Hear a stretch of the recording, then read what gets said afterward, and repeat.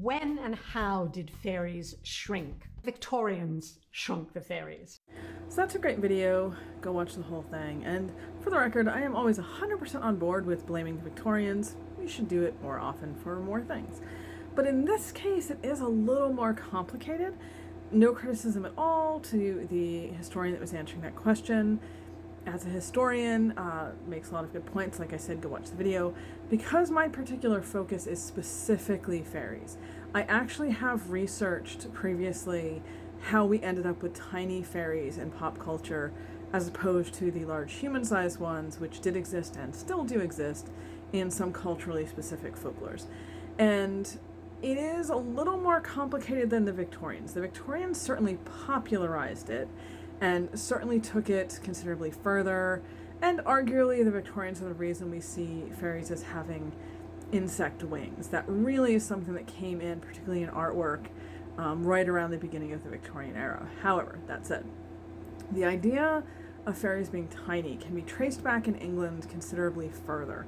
So Shakespeare, in some of his works like A Midsummer Night's Dream, has human-sized fairies, hence how Queen Titania can hook up with the human bottom, although he has a donkey head at the time, nonetheless human-sized.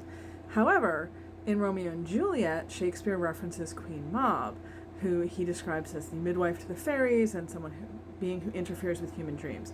She is described as very tiny, the size of an agate stone in a ring, is how Shakespeare describes her, and very insect-like attributes around her. She is not described as insect-like herself, but she uses insect parts to make her carriage and things like that.